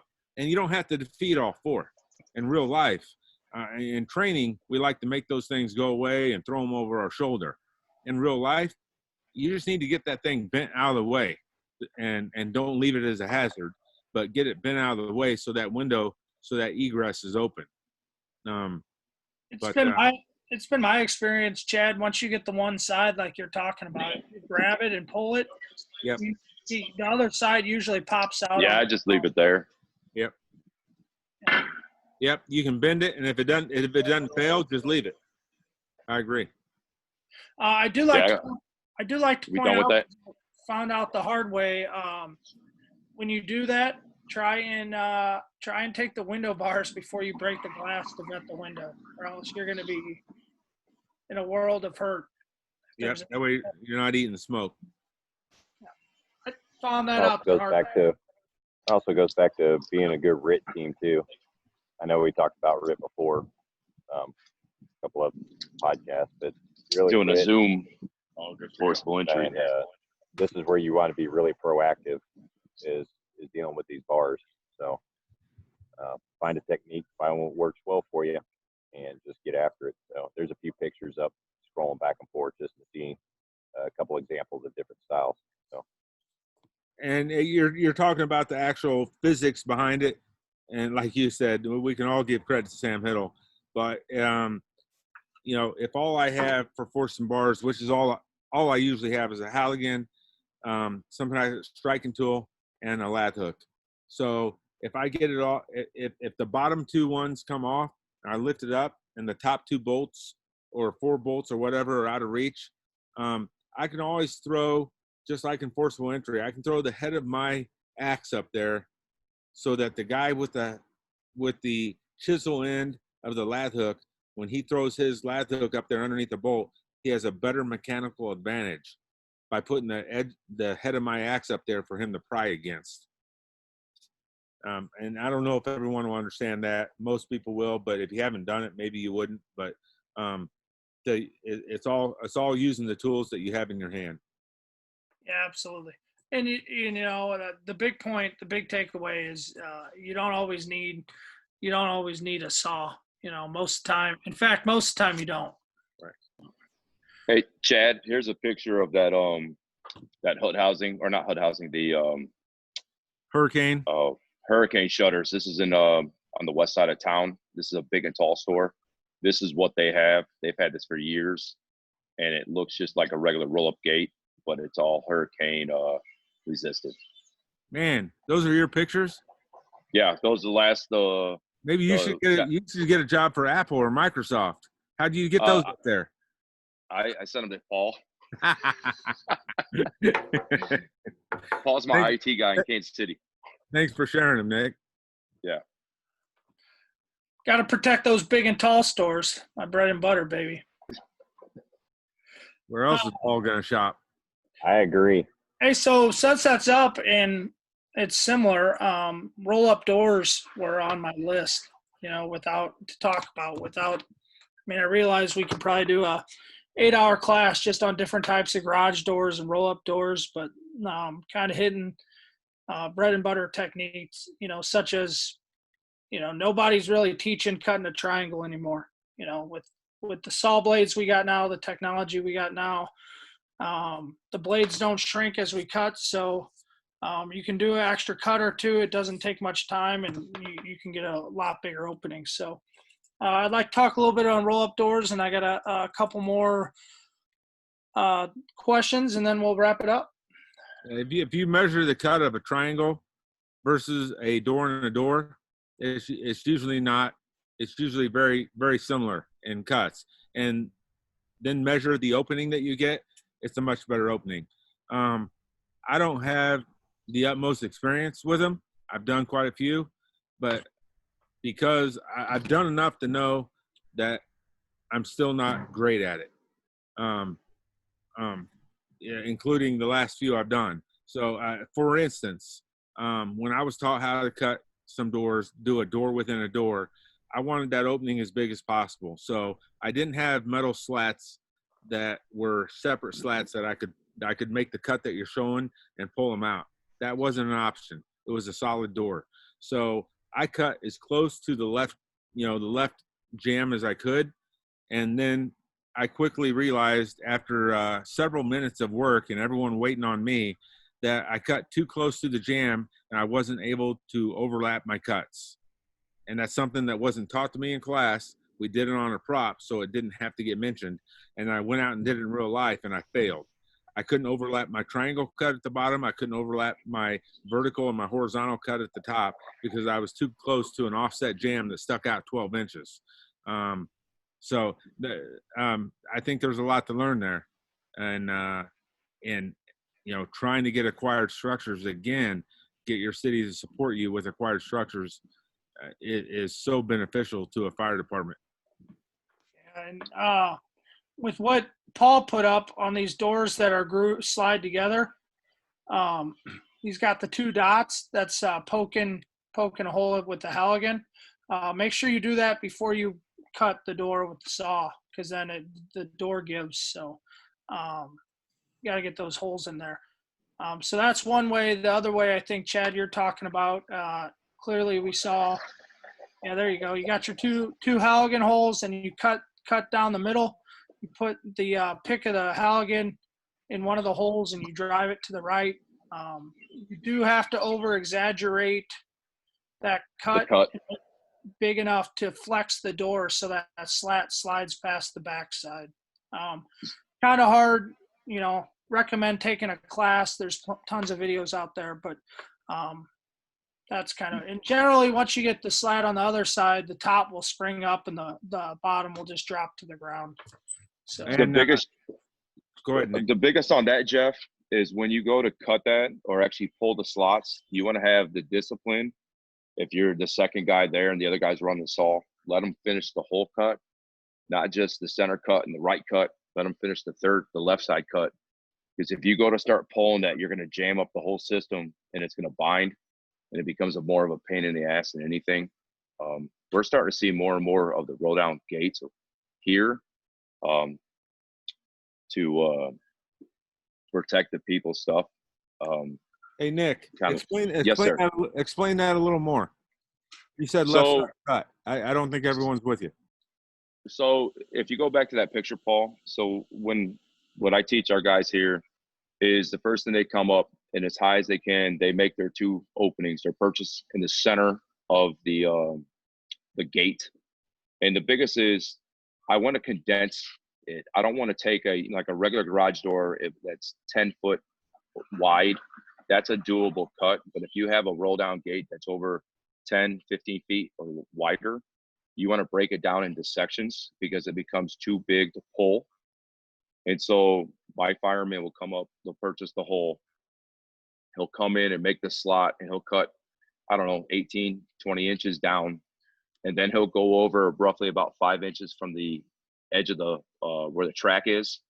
And he'll cut as high as he can, plunge cut with the metal saw, and he'll run it all the way down to the bottom. And then he'll go over to the left side and to create that opening, the same thing. You want to be 4-6 inches away and make the cut all the way down. And that will basically free that gate up so you can get your Halligan bars in there and start pulling the slats.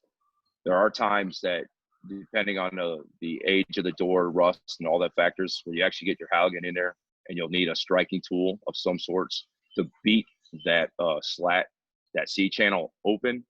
And once you do that, that side will drop and the remaining will actually start to go up. And then the opposite side will, you got to pull. And then once you get all the tension off that, the rest of the gate will roll up into its housing. And then you can just pull that, what's left out of the way so the guys don't have a tripping hazard. And now you have a nice big opening. Hey, Nick. Yes, sir. Something I feel like I failed at, or whoever taught me failed. I believe some of those roll-up doors, from what I've seen, and I don't consider myself an expert, and therefore I don't even care to teach it because I feel like I have more to learn. When they have slats that go out, every other slat on the edge of the door will sometimes have a piece of metal, and they're all riveted together. Every other one is riveted together. So if you don't hit the right slat, you're not going to slide one out. If you don't make that cut you're talking about, you're going to fail. You're not going to drive it out. Am I right? Have you experienced that? I know I have. From what I've been taught and remember, I think you're right. I remember Tom, when Tom was alive, God rest his soul. we talked one night, I think we were in Omaha, and we were talking about roll-up gates with Chris Collar, and they were talking about that, and then we had the opportunity to go out and drill on one. But yeah, you have to not necessarily pick the right one, but you just have to find which one is free and pull that one that is free.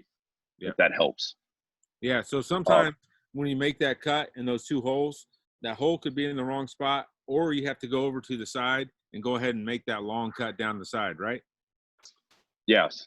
Okay. If I remember correctly. Yep. That Tim Bowler actually. Yeah, that frees up the slats from the frame that goes all the way around it. Is my understanding. And Bowler just put up a video from Josh Perry out of Seattle. That's good stuff. I've watched it before. There's another good training video, and it's pretty old. But what is it? I think Oakland firefighters had a line of duty death, and I bet it was 15 years ago. But if you look up Oakland firefighter cutting down overhead doors or something, they made a very good training video after they lost a guy in a fire because they couldn't get a door up, and it showed several techniques of it. And while we're talking, if you pull up to a commercial building and they're up, you need to make sure you block the doors up. Absolutely. That's whether you bend the channels so they can't roll all the way down, or I've seen people put ladders, vice grips. I don't necessarily always trust the vice grips, but just do something to secure that door so it doesn't, when those springs heat up and fail, it doesn't roll down on us. All right, that's good stuff.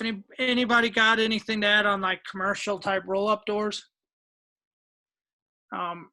Residential garage doors, we've moved to just kind of doing a big rectangle cut with a triangle knockout at the bottom, so you could get in and cut that bottom rail. And once you get that all cut up, you just reach in and with your hook and pull the whole thing open like a door. Truthfully, the roll-up doors we have to get through, we have a lot of detached garages. We're not dealing with them like a lot of the country, but the fire load behind them such that we can really just beat them in with a couple axes. All that metal and all that channel on the inside so hot, you can usually Jeff, what I found to kick my ass on residential doors, which I do have some experience on that. Larkin, I think I don't know if he's still on here. He saved my butt many times. I was taught, the only thing I was ever taught on the job is sledgehammer the shit out of stuff till things go your way. So we sledgehammer doors, and they come off the rollers very easy. The problem is those two damn cables hooked to the bottom. I've back when I carried the pick-headed axe, like 75% of our job, I pick-headed axe the shit out of those cables, and they ain't going nowhere. They're not coming off the door. They're not breaking. They're not cutting. And they will kick your ass. But you can knock that door off the frame, and now it's going to flip upside down and hang in the same position. And the engine crew is going to run in there. Everyone's going to do their job, and you got a shitty opening with a lot of shit in your way, especially if there's a car in there. So what I've learned, for one, to have the right cutters, not cutters for cutting car batteries, cutters for cutting hardened steel. And for two, have a Larkin Collins who's 5 feet behind you starting a saw up because he sees that you don't want to do the door in a door and that you're going to go back to your roots and sledgehammer the shit out of this door. And he knows that I'm going to be wrestling these cables here in a minute. So he's got the saw started so he can reach in and cut those two cables. But those two cables will always kick your ass in my experience for, our bread and butter fire. Those two cables have to be dealt with or you got a half-ass opening. Awesome. Yeah, that's good stuff. There's several videos in the chat. Gary, let's see if we can copy those links and post them on our Facebook page. Dave Weekend looks good in the moonlight. Did he put his shirt on yet? Nope. Nope, of course not. He's Nope. Are you in the I'm pool? laying in the pool. You're in Has the anybody pool. ever seen him look bad? I'm laying Not in me. the pool drinking a beer. So Dave, do you got anything you want to add, man? no, I would say just with the garage doors, we had attached garage fire the other day, and the occupants were home. We pull up and we ask them, hey, there's a car that was sitting right in front of the garage door.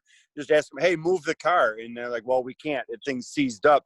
So that really limited our opening. You know, we did the door-to-door cut, but we had to hinge the door. But we had to take in place that with a car sitting in front that we had less of an opening then. But so we can't always just have that large opening as maybe the 2-car garage. And with that car sitting in the front, you know, now we only had that 1-car garage. So you have to play what's in front of you. It worked out. We had a large enough opening for us to get in and out, but obviously bigger is always better. So we managed, we hinged it and hinged it, the door back to the car, so we wouldn't reduce our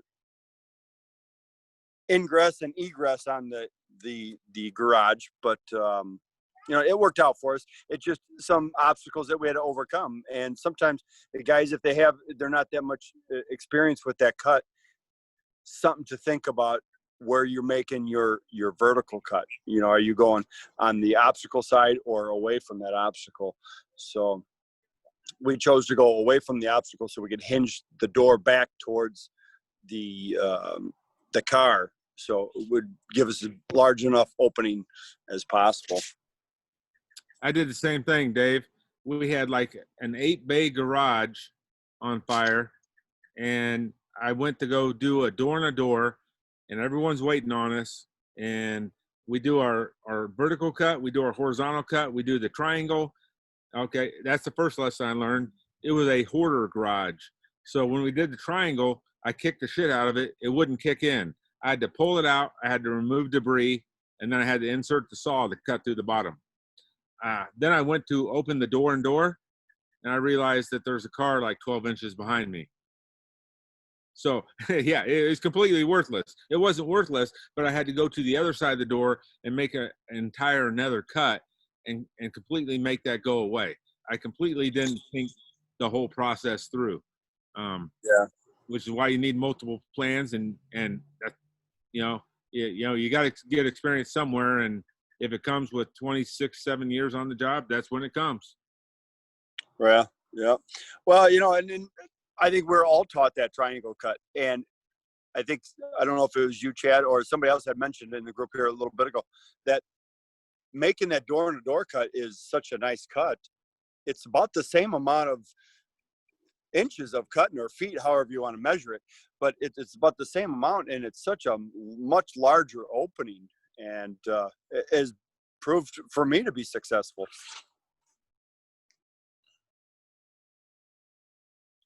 That's all good stuff, and that's exactly what we do, and we're teaching, you know, with the door and the door. And occasionally you got to make that 5th cut, like Chad said, due to obstructions. But yeah, we've all been there.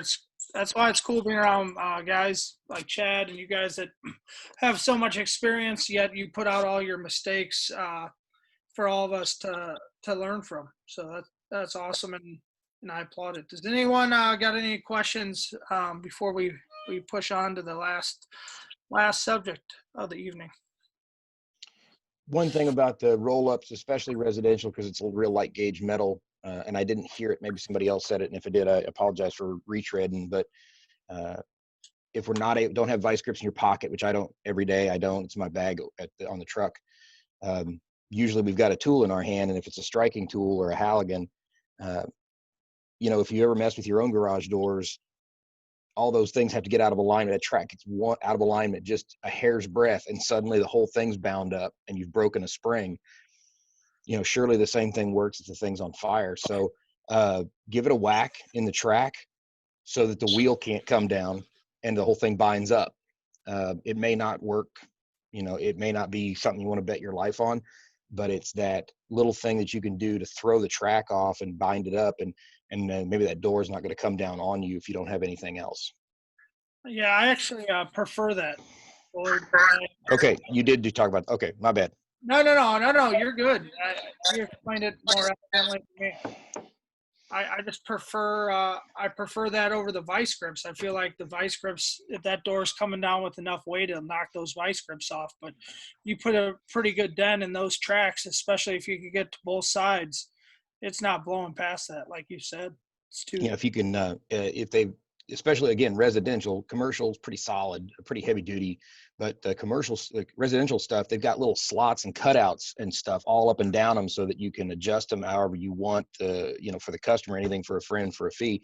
If you've got spring clamps for doors, if you can jam that in through one of those voids and clamp around it, it's not as good as anything else, but it's something that can bind up the works and keep it from coming all the way down and trapping the hose line, trapping the guys, and we're not able to get it lifted up. All right, the last thing I had written down, I didn't want to get too much into through the lock because I feel like that's something that you need to take a class on, and you got to have all the locks there and see it. So it's almost being possible to discuss over a podcast or Zoom. But I want to talk a little bit before we get out of here. What are you guys doing? And I know it's few and far between, but zero and limited visibility, whether you've got to force apartment doors or you come up a tough door inside a house that you need to force, or single room occupancies like we talked about earlier. I want to hear techniques and tips and stuff on that. I'll talk about zero visibility. Dave Weekend actually probably talk about through the lock. He's probably one of the best through the lock guys that I know, so he could talk about that. But zero visibility, we actually start with our basic, fundamental forcible entry here for us, inward swinging. And once we actually get the guys ready for zero visibility, I actually take cling that you use for covering food. And that's probably the best thing because it gives them really crappy visibility and it keeps their eyes open. And all I'm doing is teaching the guys how to bring your hands together. But before I start that, we actually do it with bringing their hands together, holding the back end of the Halligan and about maybe 5 inches from the top of the flathead and letting them do it when they can see it. That way they get an understanding of it. And that's the striking fireman. And then the Halligan fireman using a wood wedge or some kind of wedge of capturing their progress after they gap the door, and then not really moving the tool throughout the process, but just slowly moving and let the guy actually on the striking fireman kind of dictate how much pressure he needs to hold onto that bar, but not pulling it out of the frame. It's kind of hard to talk about in the podcast without having a, it's really easier to demonstrate on a prop door or on a real door. But just give them the confidence before you just go ahead and block them out. Let them build the concept of bringing your hands together, because no matter the type, time of day, dark visibility, you can see or not, your hands are always going to come back to each other. And so it's just bringing your hands together. That's my tip for that. Gotcha. Anyone else got anything to add? The big thing is communication as best you can. Talk with your partner and work something out. Sometimes I found in limited visibility, it's almost better if, whoever's driving with the tool has one hand on the Halligan and one hand on the striking tool, like you were saying, and then it might take a few more hits to get through. It might be a little longer, but you're not going to miss and get someone hurt, in my opinion. So obviously with everything we talked tonight, man, get out there and take a class, drill on vacants if you can. If your department has a program, obviously we're going to strongly recommend, a Burns class. They got an excellent forcible entry class, but there's a ton out there. Get out there, take these classes, and when things get back to normal, I'm sure we'll get our state funding back at some point, and they'll be on the road throughout Missouri teaching. And I'm sure you can get a hold of us, for a truck class. You get a hold of them for a search or forcible entry class or search. And they'll come to you too. That's kind of how it works. All right. Anybody else got anything? Wrapping up. Awesome. Thanks everyone for tuning in. We'll be back on the 15th of July with extrication. Hopefully Chad and the same guys want to come back with Isaac Frazier. We'll talk about the end of job symposium coming up this winter. And thanks again. Humbled that you guys would take your time to listen to us, whether you're here live or listening on the feed. We're getting pretty good playback from our podcast, and it's awesome. So till next time, thanks, and we'll see you later. Peace out.